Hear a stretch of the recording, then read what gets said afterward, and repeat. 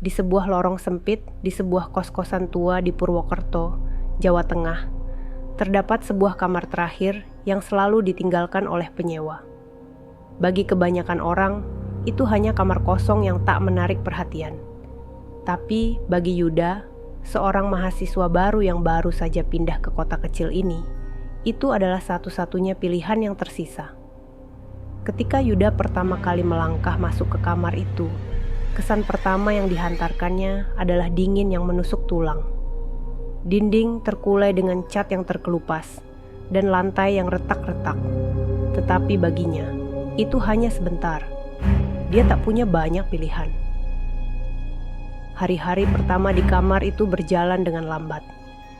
Yuda menghabiskan waktu banyak di kampus dan hanya pulang untuk tidur. Namun, semakin malam, semakin sering dia merasa ada yang tak beres. Pertama-tama, itu hanya sensasi kehadiran yang tak terlihat, seperti ada mata yang mengamatinya dari sudut ruangan.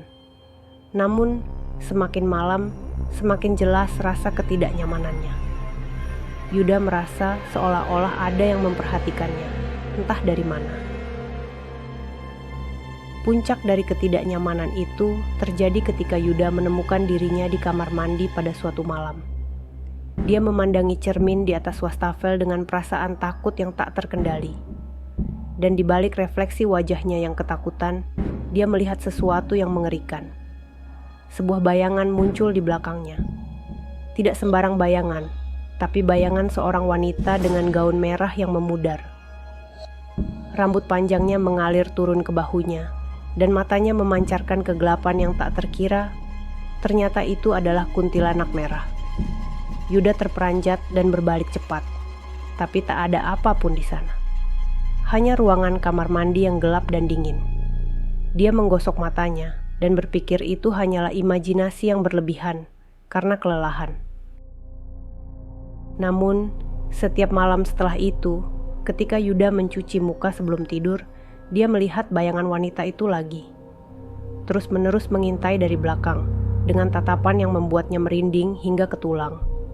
Dia mencoba untuk tidak memikirkan itu. Dia mencoba untuk meyakinkan dirinya sendiri bahwa itu hanyalah ilusi. Tapi semakin sering dia melihatnya, semakin nyata itu terasa.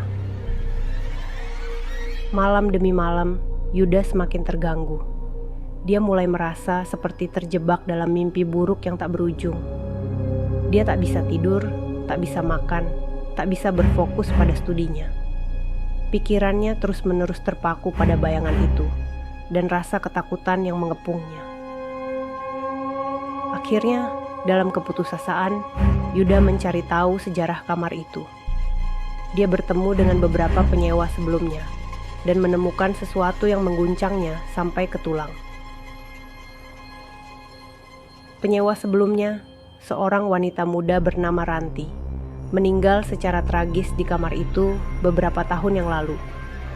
Dia ditemukan tewas dengan luka-luka mengerikan di lehernya, dan kisah horor di sekitar kematiannya masih menjadi pembicaraan di antara para penyewa kos-kosan.